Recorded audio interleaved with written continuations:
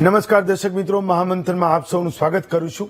2 દિવસ પહેલા જ બેંગલુરુના આઈટી ફર્મમાં કામ કરતા સ્ટાર્ટઅપ સીઈઓની પોસ્ટ વાયરલ થઈ, જેમાં એમણે કહ્યું કે ઇનોવેશન અને ધંધા રોજગારની વાતો તો નેતાઓ ખૂબ કરે છે, પણ પાછલા બારણેથી જડ અધિકારીઓ અને આખી સિસ્ટમ ઇનોવેશનનું ગળું દબાવી રહી છે। અધિકારીઓ પોતાની સત્તાનો હથિયાર તરીકે ઉપયોગ કરીને પૈસાની વસૂલી કરી રહ્યા છે। બેંગલુરુના ઉદ્યોગ સાહસિકે કરેલી આ પોસ્ટ દેશભરમાં ચર્ચાનું કેન્દ્ર બની છે અને એના શબ્દો સાચા પડતા હોય એ જોવા આપણને પણ અહીંયા ગુજરાતમાં મળે છે। આવું એટલે કહેવું પડ્યું કેમ કે જીએસટી વિભાગના અધિકારીઓ કેવી રીતે વેપારીઓને લૂંટે છે એનો દાખલો એક આપણા અમદાવાદમાં એ સામે આવ્યો। અમદાવાદમાં મોબાઈલના વેપારી પાસે 40 લાખનો જીએસટી ભરાવીને 27 લાખ રૂપિયા સેટલમેન્ટના નામે પડાવવામાં આવ્યા। સેટલમેન્ટની કાર્યવાહીમાં દરરોજના 2 લાખ રૂપિયા થશે એવું કહીને 27 લાખ રૂપિયા ખંખેર્યા અને પછી કામ એ ના જ થયું। તોડ પછી દરોડાની કાર્યવાહી તો ચાલુ રહી। સંજય પટેલ નામના જીએસટી અધિકારી સામે ફરિયાદ દાખલ પણ થઈ અથવા તો કરવાનો પ્રયત્ન પણ થયો। લાખો રૂપિયા વેર્યા પછી પણ કામ ન થતા વેપારીએ ગૃહ રાજ્ય મંત્રી અને પોલીસ કમિશનરને રજૂઆત કરવી પડી। ત્યારે સૌથી વેપારીઓ પાછળ છોડી મુકાયેલા આવા અધિકારીઓએ વસૂલેલા કરોડો રૂપિયા જઈ શક્યા? શું જીએસટી અધિકારીઓના આવા ભ્રષ્ટાચારને જોનારું કોઈ છે કે નહીં? અને જીએસટીના ડરથી વેપારી ક્યાં સુધી ડરતો રહેશે? આ જ વિષય પર આજનું મહામંથન છે અને પહેલા એ 2 મહેમાનો જે એમના અનુભવો કહેશે વાતની શરૂઆત કરીએ।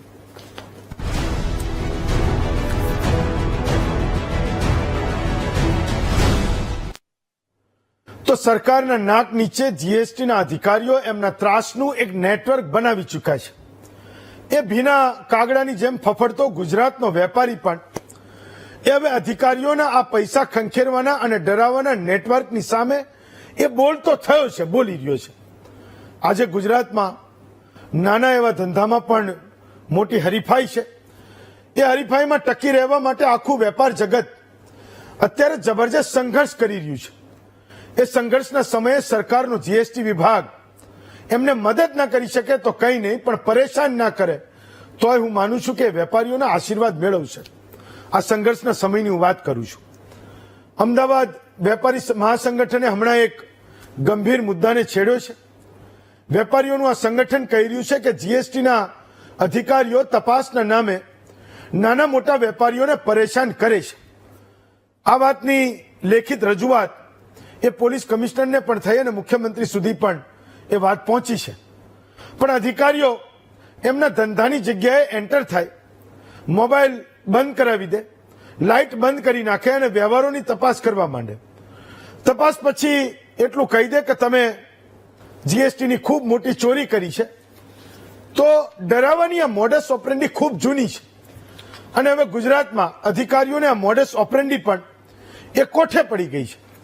જીએસટી ચોરીના નામે ડરાવીને તોડ કરવાની વાત એ બિલકુલ નવી નથી। આ છેલ્લા 8 વર્ષમાં એવા કેટલાય કિસ્સાઓ આપણે જોયા છે, પણ એ કિસ્સાઓ હવે વધી રહ્યા છે, જેની સામે સરકારે લાલ આંખ કરવાની જરૂર છે। જેવું કહે છે કે એનો વહીવટ એ સંપૂર્ણ પારદર્શક છે અને ભ્રષ્ટાચારની સામે ઝીરો ટોલરન્સની નીતિ એ સરકારની છે। એવા સમયે જ્યારે સંગઠનો વિરોધ કરી રહ્યા છે, કંઈક વાત એમને આપી રહ્યા છે, તો એની નોંધ એ સરકારે લેવી જોઈએ, દેખાય એવા પગલાં લેવા જોઈએ અને વેપારીઓને ભરોસો બેસે કે ચલો એ ફરિયાદ કરે છે તો કોઈ એને જોનારું છે। જ્યારે વેપારી સંગઠનો આ ગંભીર આરોપ લગાવી રહ્યા છે ત્યારે જીએસટી કમિશનર તાલ ઠોકી રહ્યા છે કે વેપારીઓ અમને લેખિત ફરિયાદ આપે અને પુરાવા આપે તો અધિકારીઓની સામે કડક કાર્યવાહી કરીશું। પણ જીવતો જાગતો એક પુરાવો આજે આપણી સાથે મહામંથનમાં છે।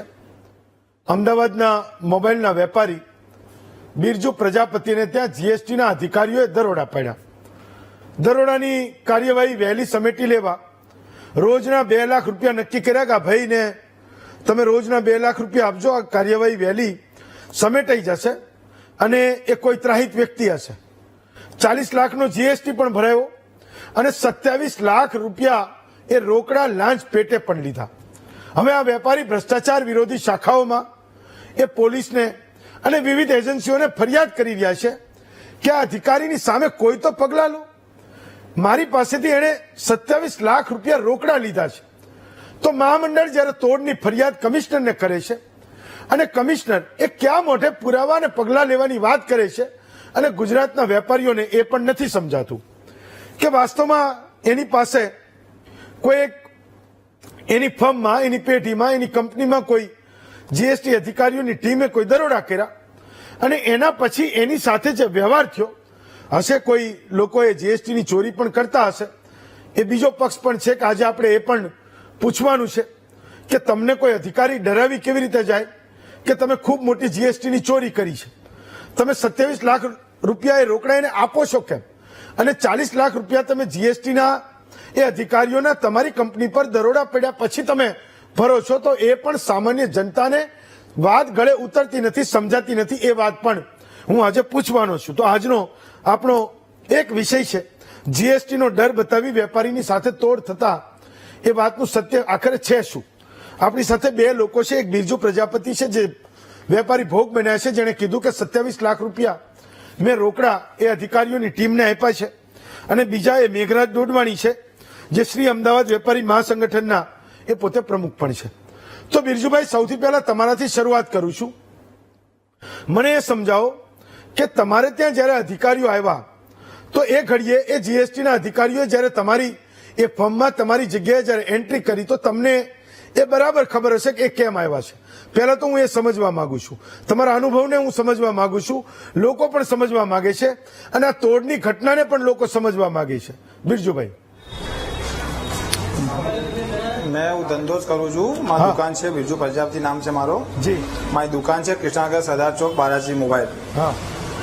આપણે 17 ઓક્ટોબર 2023 ના દિવસે દુકાને બેઠો તો સવારે 11 વાગે. હા. 11:15 ની વાત છે. એટલે પેલા 3 અધિકારી દુકાને આયા, નામ પૂછ્યું મારું. હા. મેં કીધું બિરજુ પ્રજાપતિ નામ છે. મારી દુકાનનું વિઝિટિંગ કાર્ડ માંગ્યું, મેં કાર્ડ આપ્યું. હા. પછી મને કે તમારે જીએસટી છે? મેં કીધું છે સાહેબ. તો કે બતાવો. મેં જીએસટી બતાવ્યું. હા. જીએસટી બતાવ્યા પછી તે લોકો મને સર્ચ વોરંટ આપ્યો, મને કે એના પર સાઇન કરો. મેં કીધું શું છે સાહેબ આ? તો કીધું સાઇન કરીને મને કે. મેં સાહેબ શું છે આ, કહો તો ખરા મને. મને કે સાઇન કર. પેલા 3 લોકો દુકાનમાં આવ્યા, પછી 2 બીજા આવી ગયા. પછી મને કે તારો ફોન આપી દે. મારો ફોન તરત જમા લઈ લીધો. પછી મારો લેપટોપ હતો, લેપટોપમાં જમા કરી દીધો. પછી મને કે દુકાનના કેમેરા બંધ કરી દે, કેમેરા બંધ કરી નાખે દુકાનના. મને કે સાઇન કર. 5 ઉભા થઈ ગયા, મને કે સાઇન કરશે. મેં સાઇન કર્યું. મેં જેમ સાઇન કર્યું, અધિકારી દુકાનની અંદર એન્ટર થઈ ગયો અને મારી ચેકબુક જેટલી પણ ચેકબુક પડી હતી, મારા એકાઉન્ટ, મારા બાબાના બેબીના એકાઉન્ટ છે, જે માઇનર નાના છોકરા છે 8-9 વર્ષના, એ બધાના એકાઉન્ટ એને ફ્રીઝ કરાયા પેલા તો. અને મારી દુકાન લગભગ 50 જેવા આઈફોન પડ્યા હતા. એમાં શું નવરાત્રી ટાઈમ હતો એટલે મારી સ્ટોક દુકાને પડ્યો હતો, એટલે સ્ટોક બધો સીઝ કર્યો. અને દુકાનમાં 10 લાખ જેવી ધંધાની મારી કેસ હતી. એ કેસ એ મારા એકાઉન્ટમાં એ લોકોએ ડિપોઝિટ કરી નાખી. પેલા બધા એકાઉન્ટ ફ્રીઝ કરાયા એને મારા. પછી એને મારી બધી જે કેસ હતી દુકાનની એ બધી મારી ફ્રીઝ તરીકામાં ડિપોઝિટ કરી નાખી. તો એ મને કહે કે તમે છે ને કે ટેક્સની ચોરી કરી છે. મેં સાહેબ મેં કઈ ચોરી કરી છે? કે તમે 2 કરોડ ને 32 લાખ તમારા ટેક્સ ભરવાનો આવે છે. મને કે તમે બિલો ફેરવ્યા છે. હું સાહેબ હું બિલ નથી ફેરવતો, હું માલ લઉં છું, મોબાઈલનું કામકાજ છે મારે. મોબાઈલમાં આઈવાય નંબર આવે છે, મારા પાસે બધા બિલો છે, એમાં આઈવાય નંબરની એન્ટ્રી છે. મેં આગળ માલ વેચ્યું છે, એ પાર્ટી પાસે બધું રેકોર્ડિંગ હોય અને એ આગળ એક્સપોર્ટર પાર્ટી હોય. હું જે માલ વેચું છું ને એ બધું રેકોર્ડ રાખતા હોય, ભાઈ આ માલ આ પાર્ટીનો આવ્યો, આ માલ મેં આગળ વેચ્યો. તો મને કે તમે બોગસ પાર્ટી પાછળ પાર્ટી માલ આપે છે, બોગસ છે. એ બોગસ ક્યાંથી હોય? એ મને માલ આપો, હું સામે પૈસા આપું છું, મારી બેંક એન્ટ્રી બધી સુલટેલી છે. તો કે તારે 2 કરોડ 32 લાખ ભરવા જ પડશે ગમે તે કરકે. મને ફૂલ પ્રેશર કર્યો, બહુ હેરાન કર્યો. આમ જો ખાલી માર્યો નહીં, બાકી મને એટલો બધો માઇન્ડલી હેરેસમેન્ટ કર્યો ને કે તારા પૈસા તો ભરવા જ પડશે. પછી સાંજે એક ફ્રેન્ડને બોલાયો, એ જોડે વાત કરીએ ને અધિકારીએ, તો મને કે માણસ આવશે, 2 લાખ રૂપિયા રહેશે, તારી બધી મેટર બતાવી દેશે. એ દિવસે હું કંટાળી ગયો હતો. મારે સ્ટોક એટલો પડ્યો દુકાનમાં, કેસ એટલી પડી મારી દુકાનમાં, એટલે હું કંટાળી ગયો. મેં કીધું બોલાવી લો. પછી 18 તારીખે પ્રિન્સ ખત્રી કરીને એક ભાઈ આવ્યો, એટલે સવારે મારા પાસે 2 લાખ રૂપિયા લઈ દીધા કે તારું આજનું આજ મેટર પતી જશે. મેં કીધું ઓકે. 2 લાખ આવી મારું પત્તો શાંતિ મારતો. આપણે કઈક એવું કઈ જોયું નતું, ફર્સ્ટ ટાઈમ એટલું જોયું એટલે આપણે બધા ડરી ગયા ખતરનાક. પછી 18 તારીખે આખો દિવસ અહીંયા મિટિંગ ચાલી સાહેબ જોડે, પ્રિન્સ ખત્રીની. પછી સાંજે મને કહે કે 10 લાખ તો આ સાહેબ રહેશે. એસ કે પટેલ જાય તો 10 લાખની માંગણી છે. 10 લાખ કે મારો ચાર્જ ને બીજા જે નીચે ઇન્સ્પેક્ટર હતા પ્રકાશ અને ભરત એમનો ચાર્જ. કે 25 લાખ રૂપિયા તાર તું 9 વાગ્યા સુધી આપી દે મને, હા. સાંજે 7 વાગે મને કીધું હા. કે તું 2 કલાકમાં 25 લાખ બીજા આપી દે, તો કે હા. પતી જાય આજનું આજ. હા. મેં તો સાહેબ મારી જે કેસ હતી દુકાનમાં હા. એ એમને ફ્રીઝ કરી નાખી છે એકાઉન્ટમાં, હા. સ્ટોકમાં દુકાનમાં પડ્યો, સ્ટોક સાહેબ વેચવા દે નહીં. હા. અત્યારે ઉભા 25 લાખ ક્યાંથી રહું મને આમ કહો, હા 10, 15, 20 હજાર રૂપિયા આગા પાછા કરી દઉં, 2 કલાકમાં હું ક્યાંથી રહું 25 લાખ રૂપિયા. નહીં પછી મેં બિરજુભાઈ, બીજા દિવસે થોડા મારા વાઈફના દાગીના વેચ્યા. હા. હા હા તમે દાગીના વેચીને એ 25 લાખ રૂપિયા પછી- ભર્યા, પણ હા. આજે જીએસટી ના અધિકારીઓ તમારે ત્યાં આવ્યા હતા, મેં જીએસટી ના 10 જે લાખના દાગીના અધિકારીઓ, વેચ્યા. હા. હા હા બોલો તમારી વાત પૂરી કરો હા. પછી પૂછું, બોલો. હા 10 લાખના દાગીના વેચ્યા. બીજા મારા 2 ભાઈબંધો છે, એમની પાસે ઉછીના પૈસા લીધા. હા. તો તમે અત્યારે મને આપો, મારું 5 દિવસમાં પતી જાય, પછી સ્ટોક વેચીના પૈસા ચૂકવી દઈશું. હા. એટલે હાથ ઉછીના પૈસા લીધા. હા. 19 તારીખે લોકોને મેં 25 લાખ રૂપિયા રોકડા આપ્યા. હા બિરજુભાઈ, તો આ જે જીએસટી ના અધિકારીઓ હા. તમારે ત્યાં દરોડા માટે આવ્યા હતા, એ ક્યાંથી આવ્યા હતા? લાલ દરવાજા વાળી અમદાવાદની ઓફિસ થી આવ્યા હતા? એ તમે આપણે પૂછ્યું હતું લાલ કે તમે? દરવાજા ઘટક, હા લાલ દરવાજા અપના બજાર ઘટક 7 માંથી આવ્યા ઓકે. હતા. એસ કે પટેલ. ઓકે, તો એ તો પાકું છે કે અધિકારીઓ બધા અસલી જ હતા? તારી પ્રોપર્ટી ટચ કરી દઈશું. હા તો એ પાકું છે અધિકારી કે અસલી હતા. એ પાકું છે કે અધિકારીઓ બધા અસલી હતા? હા અધિકારી અસલી હતા. હું પછી ઘટક 7 માં જઈને આવ્યો હા. હતો. મને પાછું બોલાવ્યો તો લોકો સ્ટેટમેન્ટ કે બેંકના જોઈતા હતા. એસ કે હા. પટેલે હા. કે તમારા બેંકના સ્ટેટમેન્ટ આપો, મારે એન્ટ્રી જોવી છે. હા. એ હું આપી આવ્યો હતો. ચલો, આ રોકડા તમારી એમાં પાસેથી ચોખ્ખું કેવી રીતે કીધું તમારું લીધા? ઘર છે. રોકડા તમારી પાસેથી કેવી રીતે લીધા? બિરજુભાઈ, હું તમને એ પણ પૂછું છું, તમારી પાસે પાછો આવું છું.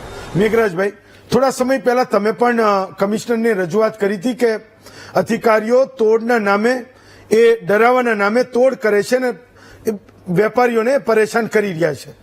તો કમિશનર એવું કહી રહ્યા છે, કોઈ વેપારીઓ પાસે પુરાવા હોય તો એ અમારી પાસે આવે, લેખિતમાં ફરિયાદ કરે અને અમે પગલાં લઈશું.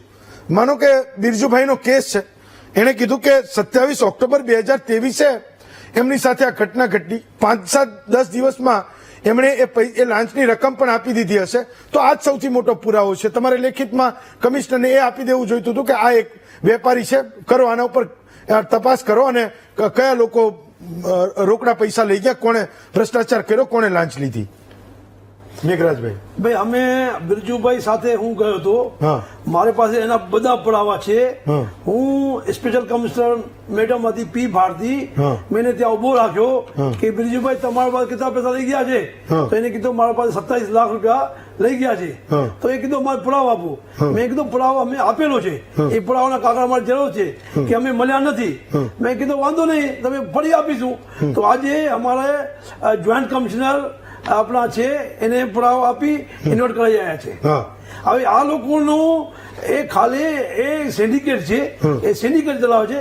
એક બીજો એક દાખલો આપું છું. હા. એક અમારો વેપારી છે, હા. એને પાસે 67 નું નોટિસ લઈ આવ્યા હતા.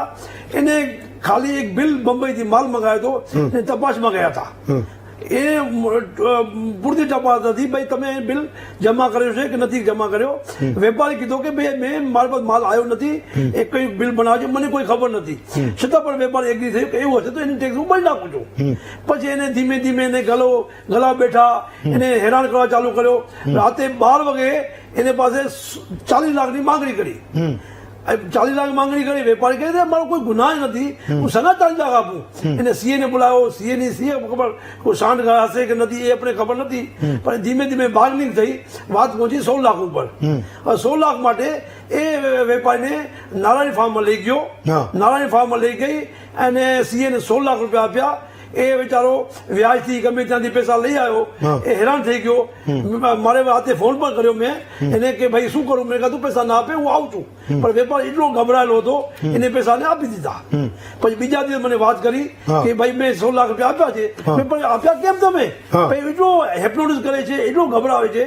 પછી મેં વાત કરી અને સુપ્રીમ હતો, બે સના પૈસા લીધા. તો એ એમ કહે છે કે તમે જો યોગ્ય લાગે કરો, અમારે કોઈ ફેર નથી પડતો. અચ્છા. મેં કહ્યું વાંધો નહીં. પછી મેં જોઈન્ટ કમિશનર પાસે ગયો. એને આ લેટર પણ આપું છું.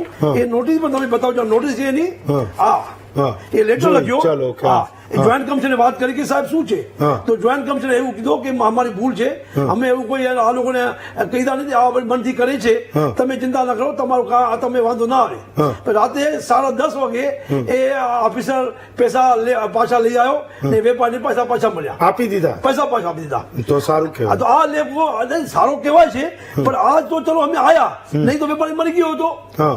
આજે એના નહીં, કરતા પણ ધનરાજભાઈ, હું મેઘરાજભાઈ, હાજી. એક વસ્તુ એ નથી સમજાતી હા. કે તમે એવું કહો છો કે વેપારીનો કોઈ વાંક ગુનો નથી, હા. વેપારીએ કોઈ ખોટા બિલ લીધા નથી, વેપારીએ કોઈ ટેક્સ ચોરી કરી નથી, તો ગભરાઈ શકે. પછી આ વ્હાઇટ કલર ગુંડાઓ છે, આ એવું એટલો પ્રેશર કરે છે વેપારી ઉપર, એટલો ધમકાવે છે, એટલી વાતો કરે છે, વેપાર દબી જાય છે. વેપારીને એવું બતાવે છે જે રીતે આ લોકોને વેપારીને મારી નાખશે એ પોઝિશન માહોલ બની જાય છે. અગર ઈમાનદાર હતો તો પૈસા કેમ પાછા આપ્યા ભાઈ? નહીં, હા. પણ ઈમાનદારી હતા તો એ ગભરાય કે મારો એ સવાલ છે, ભાઈ, આ- સામાન્ય જનતા એ જો સમજવા મેં માંગે. ચીફ કમિશનર લેટર લખ્યો છે, હું તમને બતાવું છું સાહેબ. હા. આ છે. જોયો મેં, હા. જોયો. હવે એને પછી હવે આપણે શું કરીએ, અગર વધારે ડીપમાં જઈશું તો વેપારી વધારે ગભરાવે છે, વધારે હેરાન થાય છે. હવે આજે મારી પાસે રાજકોટથી આવ્યો, એ મારી પાસે એનું લેટર આપું છું.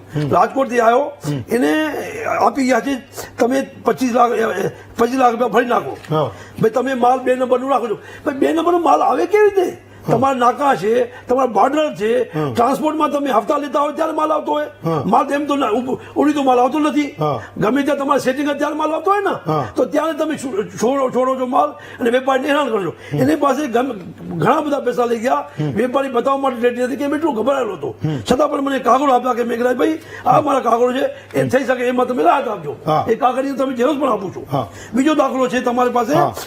એ જો અમે સીબીઆઈ લેટર પણ લખ્યો હા. કે અગર પૈસા નહીં પાછા આપશો તો સીબીઆઈ માં તમારે એફઆઈઆર કરીશું. Okay. તો એને કીધું કે નહીં, અમે પૈસા તમે પાછા આપી છે, તમે ટેન્શન ના કરો, પૈસા પાછા આપી દેશે, આપી દેશે. Okay. પછી રાતે પૈસા મને પાછા મળી એટલે ગયા. રોકડા જે પૈસા લઈ એ ગયા સેમ હોય. જ પૈસા એ પેકેટ મને પાછા તો આ બધા કિસ્સામાં જીએસટી ચોરી હતી કે નહોતી? ચોરી એ લોકો એમ કહે છે કે દેખો હું શું કહું છું કે માલ આવે છે કેવી રીતે, એ તો જવાબ આપે. દિલ્હીથી માલ આવે છે, એના કેટલા બોર્ડરો છે, ડાયરેક્ટ માલ આવે તો લઈ તો નથી આવતો વેપારી. તો આ લોકો અગર ત્યાં રોકી નાખે તો માલ અગર વેપારી પાસે નહીં આવે તો વેચશે કેવી રીતે? નહીં, હું મેઘરાજભાઈ એ કહું છું હા. કે તમે એવું કહો છો કે માલ 2 નંબરનો આવે છે કેવી રીતે, હા. તો એ વેપારી મંગાવે છે કેવી રીતે? હું એ પણ એને પૂછું. મજબૂરી છે, એ ભરેલો નથી, એ આટલા વર્ષો જ કામ કર્યો છે. જીએસટી નો કાયદો લોકોને કોઈ હજમ થતો નથી. આ નાના નાના વેપારી વિચારે ખબર નથી, ધંધો છે 2%નું, ટેક્સ છે 18%નું. હું તમે મોબાઈલ નું એક વાત કરું છું સાહેબ, હા. કે મોબાઈલમાં ફક્ત 200 રૂપિયાનો વેપાર છે, ઠીક છે ને? આ મોબાઈલમાં 200 એટલે એક ઇન્સ્ટ્રુમેન્ટ વેચે તો 200 200. હોલસેલમાં વેચાય છે. હા. ટેક્સ 18% થાય છે. હા. એ લોકો શું મંગાવે છે? ઓનલાઈન થી મંગાવે છે. હા. વિજય સેલ્સ માંથી લઈ આવશે, ક્રોમાંથી લઈ આવશે, એ માલ વેચે છે. હવે એની ચોરી તો નથી, ટેક્સ ઓલરેડી ભરેલી છે. પણ જયારે તપાસમાં ગયા, જેવી રીતે બિરજુભાઈ પાસે ગયા, બિરજુભાઈ કોઈ માલ ક્યાંથી લઈ આવ્યો?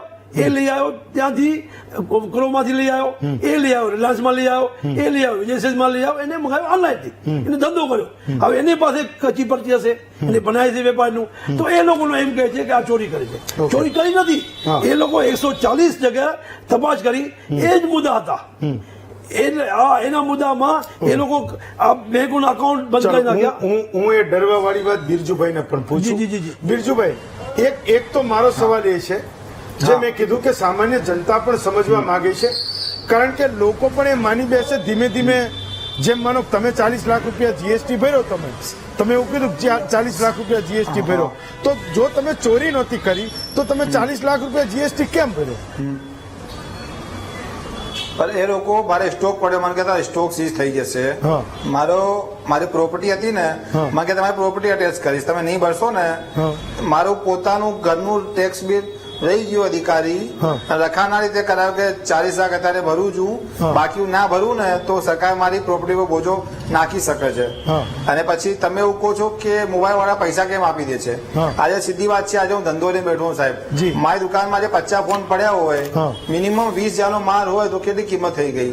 10 લાખની ધંધાવાળા થઈ. મારા 10 થી 15 લાખ કેસ પડી હોય, ધંધો ગમે તે હોલસેલ કરતો હોય, હા. 10 લાખ રૂપિયા કેસ પડી હોય. હા.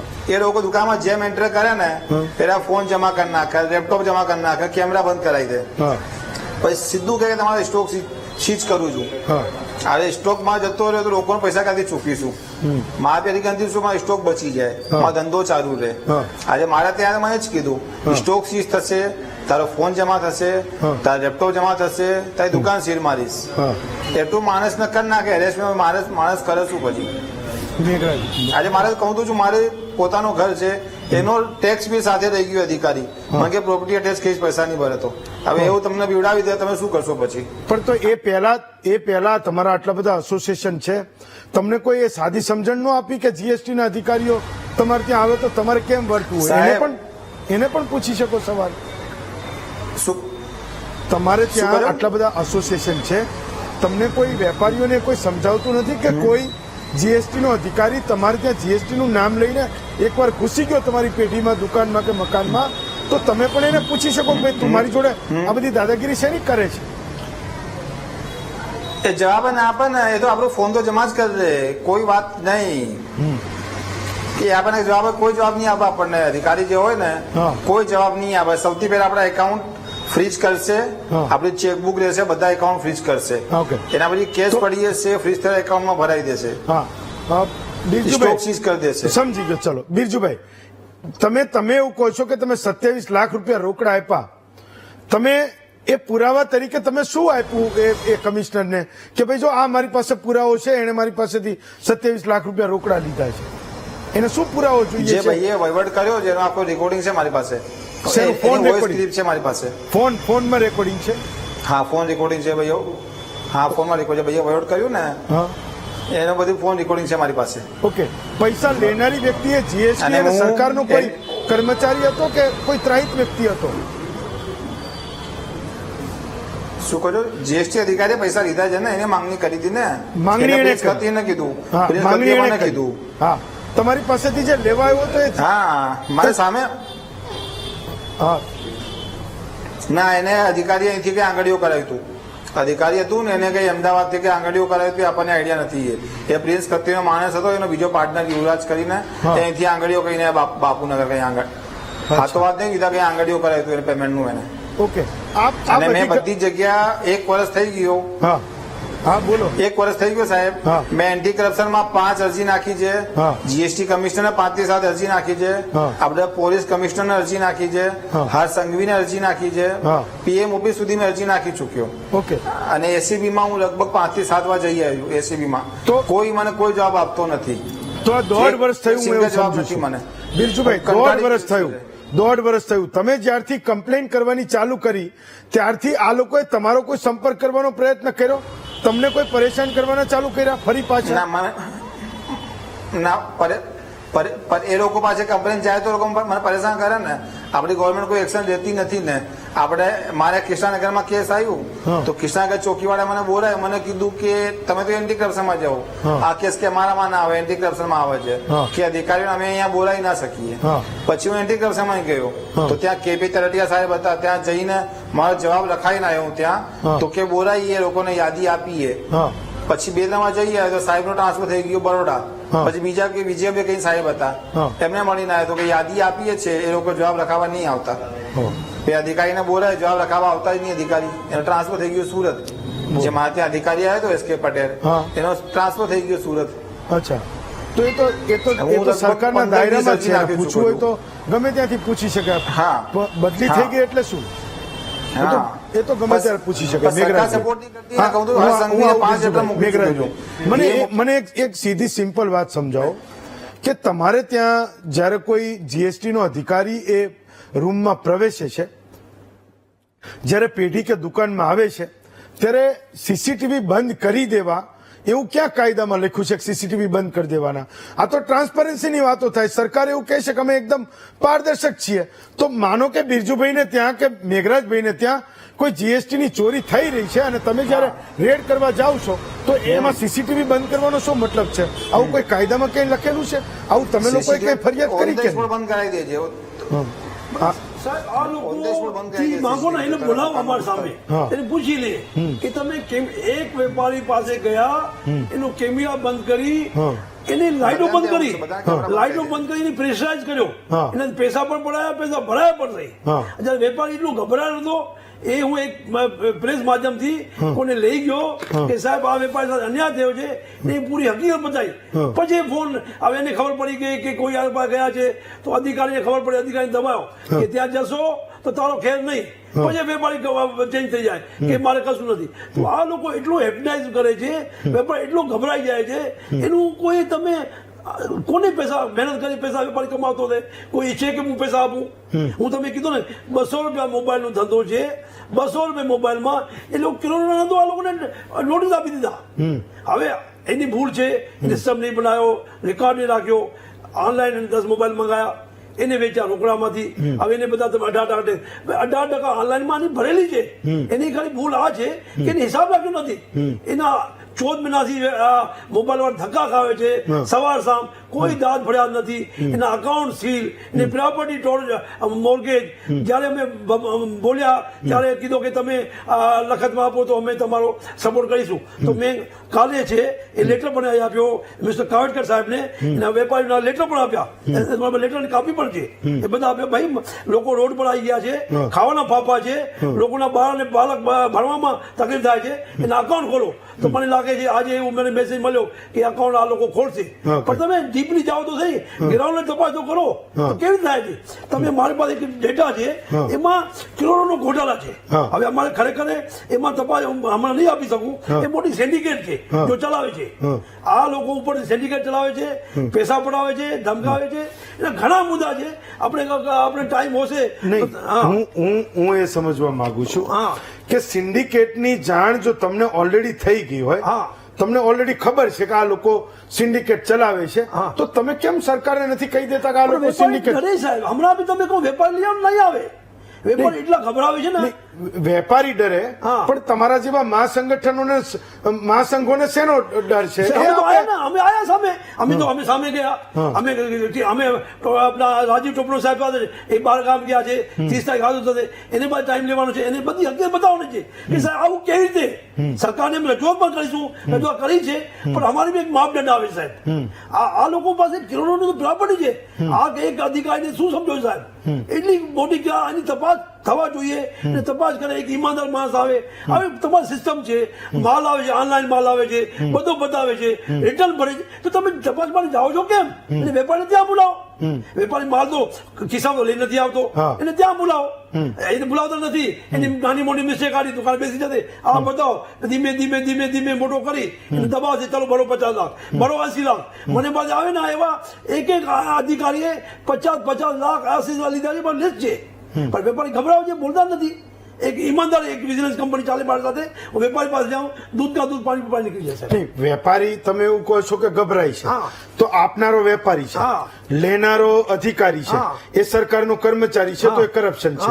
હવે તમે એવું કહો વેપારી ગભરાય છે કારણ કે આપનારો એ છે, જો એ નહીં બોલે તો મને શું ફેર પડે ને અહીંયા બેઠેલા બીજા કોઈને શું ફેર પડે? એ વાતાવરણ ઉભો થયો છે, લોકોને મિસમેનેજ અકાઉન્ટનું છે.